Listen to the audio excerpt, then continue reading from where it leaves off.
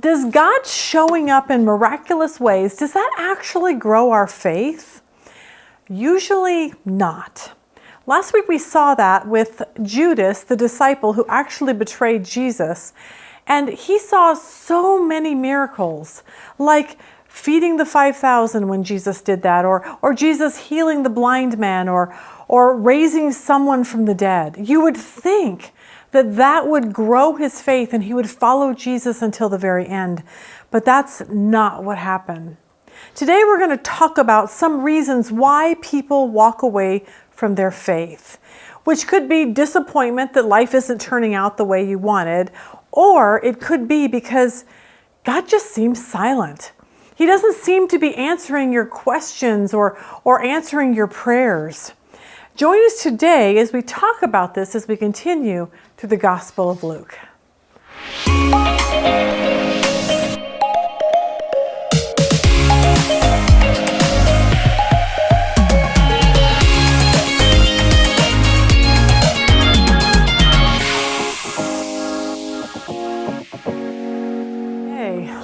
All right, good morning. Welcome to our Luke series. We are glad you're joining us.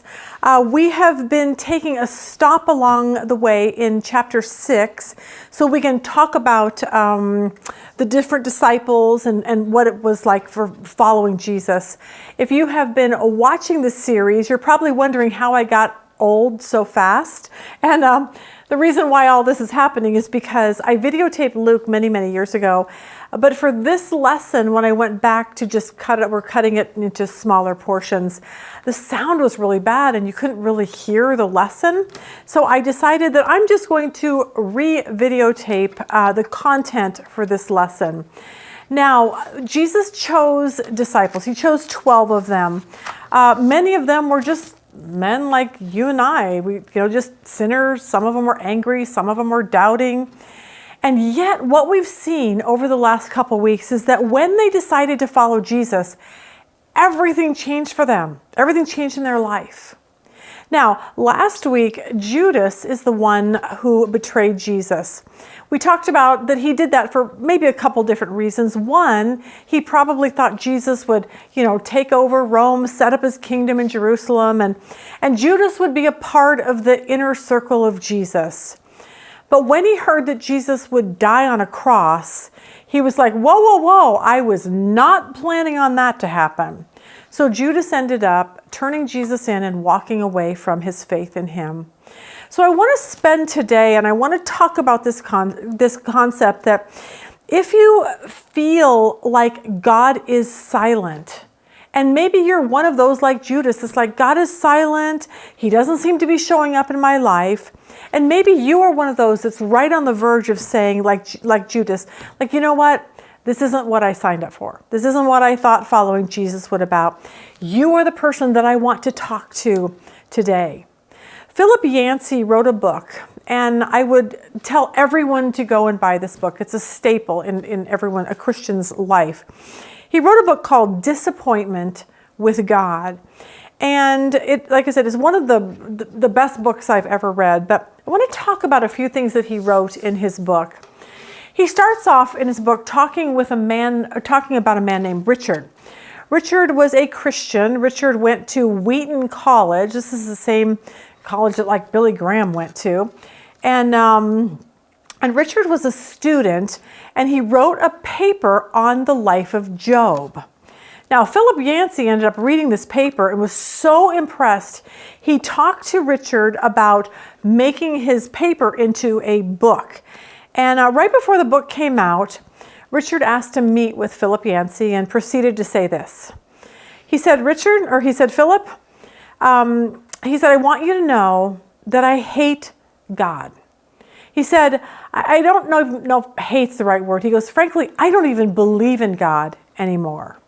Now here you have a guy, Richard, who wrote a book on the life of Job, and suddenly he walked away from his faith. And this was the problem. He said this, he said, I would pray, I would do what I thought God was telling me. He said, and then anytime I did something, it just ended up bad. I would assume something was God's will, and then it backfired on me. A job opportunity failed. My fiance walked out the door. He said, I finally began to say, I think God is a joke. And he said, so I just gave up on my faith. He said he prayed one time for 4 hours. He asked God to show himself. And when he didn't, Richard got up. He took his Bible, all of his other Christian books. He started his barbecue in the backyard. And he threw everything into the fire. And he said, with the smoke that went up from that, he said, so did his faith go also. Now, I think a lot of people are like Richard. A lot of people email me, or I see it on Facebook a lot, that there's just times in your life where there's heartache and depression and sadness and maybe the loss of job. There's just no end in sight. And what they'll say is, I'm just kind of done. Like I tried to put my faith in God, but he was just silent. And he seemed to just not even care about me. But what we want to see today is this, is that it's through the silent times that's when we grow in our faith. It's through the silent times that we learn how to persevere to the end. Because what he wants us to understand is that we are to walk by faith, not by sight, not by seeing him, not by hearing him, but by faith, by trusting and believing in basically an unseen God. See, we want signs. We want signs to prove that God exists. We want to hear his voice. We want him to show up at our beck and call. But God is like this. Hey, everyone, I've already shown up. I have given you every possible sign. And if you don't believe that, I don't know what else to do. I feel like sometimes God says, go take a look outside at the sky at night. The stars, the moon. I don't know, go to the ocean. Take a look at the ocean and the waves that never stop. Look at all the signs he shows us in the Bible. I mean, really, all you have to do is read, like Exodus. Moses goes to Pharaoh. Let my people go. God unleashes the most amazing, miraculous plagues anyone's ever seen. Plague after plague, infestation of frogs and turning the Nile to blood, and all the firstborns die. I mean, these are some miracles. Hail, it's just crazy. The Israelites saw the greatest display of miracles ever to be seen in the Bible. And as they're wandering 40 years in the wilderness, God is like, why can't you follow me? Why can't you trust me? He's like, don't you remember I was like in a cloud by day and a pillar of fire by night? I led you everywhere you went. He's like, I put up with you. You were just like, I'm hungry, so I fed you manna. You're like, I'm bored with manna, so I gave you birds. You're like, I just want a new pair of Nikes. God's like, you don't need Nikes. Your old Nikes that I gave you 39 years ago still have not worn out. And then God's like, didn't you see me like part the Red Sea so you could walk through on dry land? Like, what is wrong with all of you people? So what we see is God showing up, speaking to them through Moses, showing them miracle after miracle. And God's like, any questions how awesome I am? The power that I have, what I can do? Any question on how much I love you and care for you and protected you? But guess what they did? They shoved their fist at God and began following idols. So if you think that miracles or God showing up or you hearing his voice is going to grow your faith, trust me, it's not. Because God wants us to walk by faith and not by sight or hearing. Now let's look at Job. He wasn't like the Israelites. He didn't see what the Israelites saw. Job, on the other end, didn't see a lot of miracles. And in fact, 10 of his kids died. He lost his business, his money, his servants. He got a physical ailment. He got boils all over his body. And do you think that God spoke to him? Not at first. God was completely silent. And here was a man, Job, who loved God with all of his heart. And God just completely rocked his world. Now, what this teaches us is that being a Christian means we may have a life like Job. Our husband may walk out on us. Our child may die. We may get cancer. Tragic, horrific, unimaginable things may happen. And yet, you and I, so we won't be disappointed, with God, we need to understand going into following Jesus that a lot of times that's just part of our Christian walk. That just is. Philip Yancey says this in his book. He says, fidelity or devotion and commitment to God involves learning to trust that out beyond the perimeter of fog, God still reigns and has not abandoned us, no matter how it appears. The difference we see from Judas, who we saw last week, he saw lots of miracles, and we see Job, who saw nothing but tragedy, and yet Judas is the one who walked away from God. And Job kept his faith and struggled through the loss. He continued to have faith during the most difficult days of his life. And in the end, he got to see God for who he really was. Rabbi Abraham Heschel says this, faith like Job's cannot be shaken because it is the result of having been shaken. And that is the faith that God is looking for in us. A faith that believes and trusts regardless of what happens in our life. We're like, God, I just trust you. Don't understand it, don't like it, but I believe you have a reason and a purpose. One thing Philip Yancey says, I thought that was good. He says, God does not feel any obligation to show himself to us because he already did. And we know how well that turned out. He showed up time after time in the Old Testament. The point is this, showing up in miraculous ways doesn't mean people are going to believe. In fact, it seems to do the opposite. So what does God want from us? He wants us to love him regardless. I want Rob to love me regardless. If I got in an accident, lost my arms and legs, I would want to know that he would be by my side no matter what. And God wants us to know that whatever he allows into our lives, he just wants us to continue following him, even good or bad. When God finally showed up to Job, God spends chapter after chapter questioning Job. Hey, Job, where were you when I laid the foundation of the earth? Hey, Job, where were you when I made that animal? Hey, Job, where were you?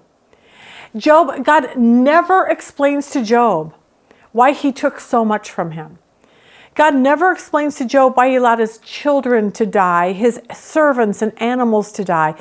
God never said, hey, way to go, Job. You just passed the test.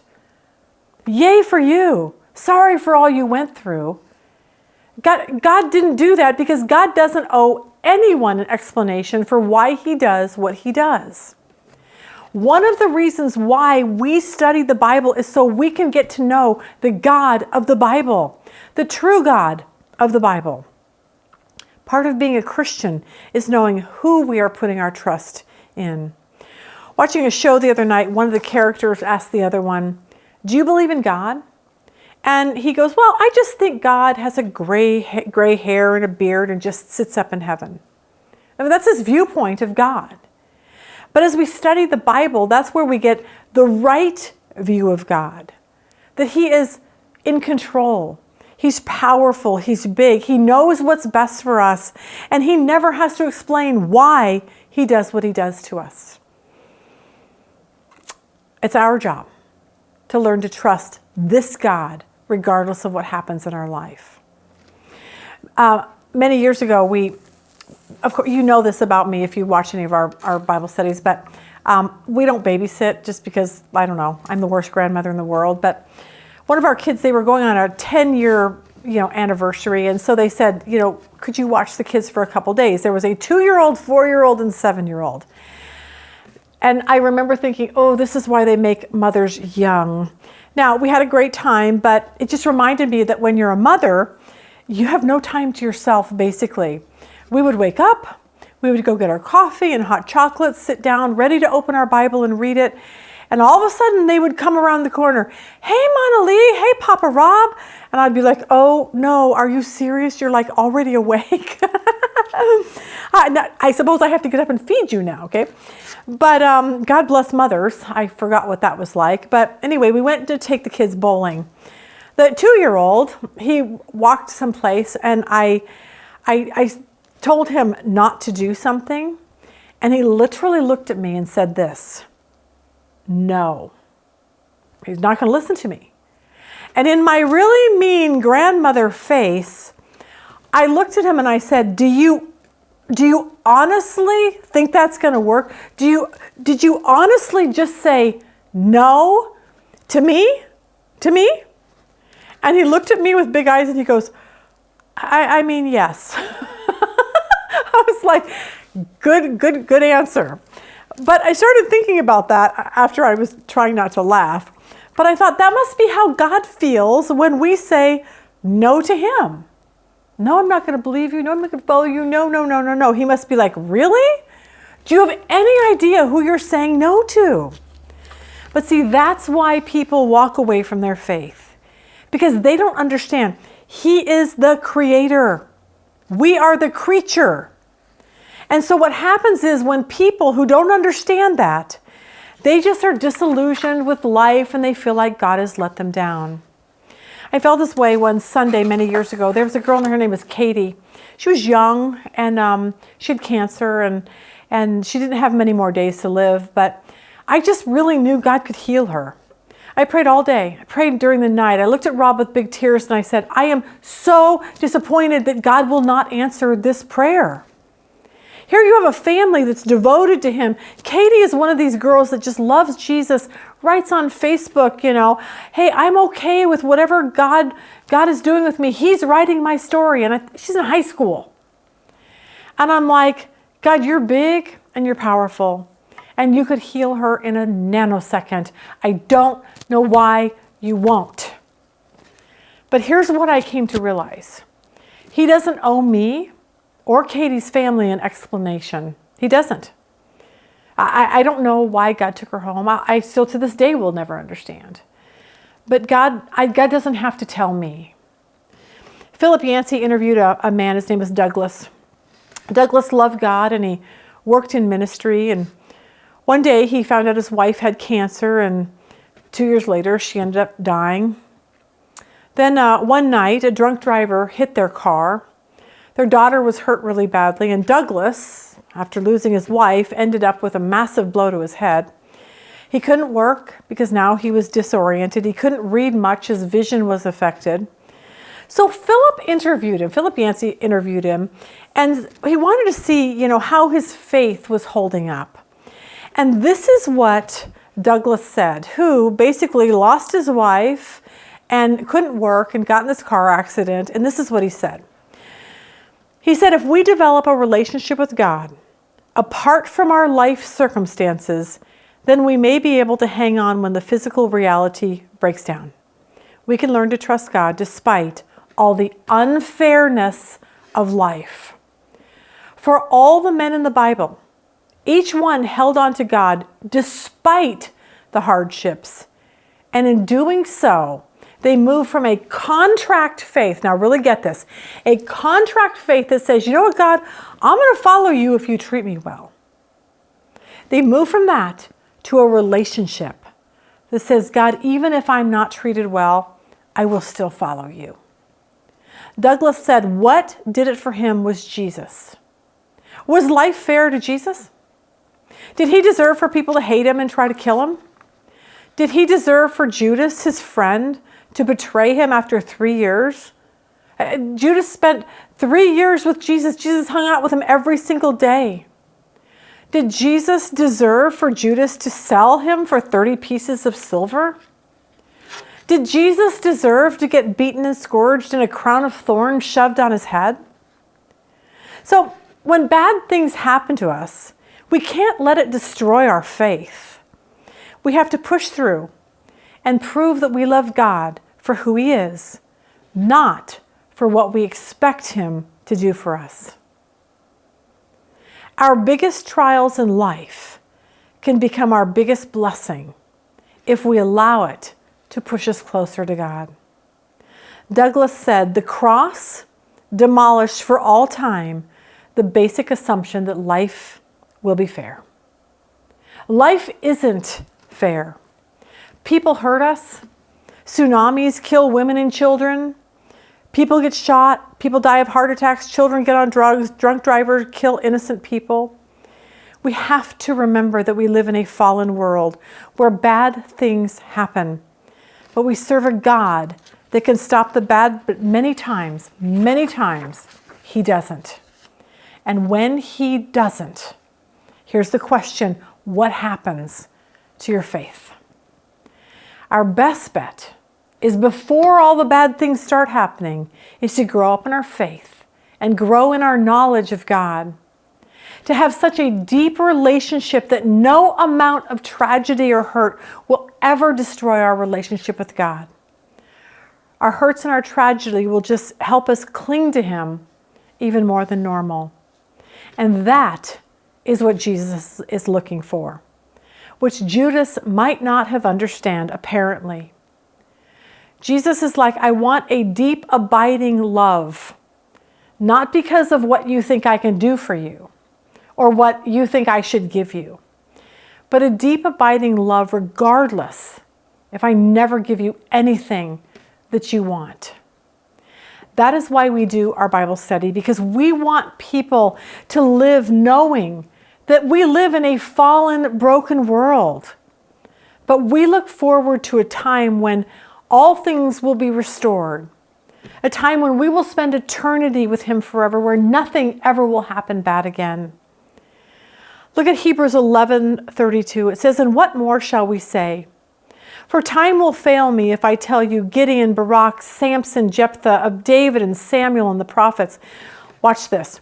"Who by faith," these are men who conquered kingdoms, performed acts of righteousness, obtained promises, shut the mouth of lions. Look at this. "Quenched the power of fire, escaped the edge of the sword, from weakness were made strong, became mighty in war, put foreign armies to flight." Modern day, that just says this: hey, I got the job. I got into the right college. I got a raise. My business succeeded. I got healed from cancer. But then look at this. Verse 35 says, "But their women received back their dead by resurrection, but others were tortured, not accepting their release so they might obtain a better resurrection. Others experienced mockings and scourgings and chains and imprisonment. They were stoned, they were sawn in two, they were tempted, they were put to death. They were with the sword, they went about in sheepskin and goatskin, being destitute, afflicted, and ill-treated." In other words, there's this whole other group. Not like the first group in Hebrews, the second group. They're the ones who lost their job and had to file bankruptcy and lost their husband in war, and they're not healed, and they died, and their child never got off drugs, and their love for spouse was never revived. You get the picture. Some people get, I always say, the good side of the lollipop, and others didn't. But what we see is that even those that didn't get what they asked for, it didn't matter, because they were looking forward to eternity, which was way more important than today. We see that in all the disciples. Think about this. All the disciples, they were hated, imprisoned. Some of, like Paul was beheaded. John the Baptist was beheaded. Peter died on a cross upside down. All of the other disciples were martyred for their faith, except for John. They never gave up. They died loving Jesus. All of them persevered except for Judas, who cared more for the world, money, pride, and what he felt Jesus owes me. And in the end, Matthew 7:27, verse 3 says this: "Then when Judas, who had betrayed him, saw that he had been condemned, he felt remorse and returned the 30 pieces of silver to the chief priests and elders, saying, 'I have sinned by betraying innocent blood.' But they said, 'What is that to us? See to that yourself.' And he threw the pieces of silver into the temple and departed and went away and hanged himself." That is tragic. The sad part of this is that Judas tried to atone for what he did by just giving the money back. But don't you think if he went to Jesus, confessed his sin, that Jesus would have forgiven him? And the answer is absolutely. And so the question I want to leave you with today is this. I think it's the same question we had last week. Why do I follow Jesus? Is it for what I can get from him? But better yet, here's another question. If something really awful happens, what's going to happen to my faith? Do I know Jesus so well that I will never walk away no matter what happens, even if I never know why? I hope today pushes you into that camp and not the Judas camp where you walk away. Hope that helped you today. Have a really good day.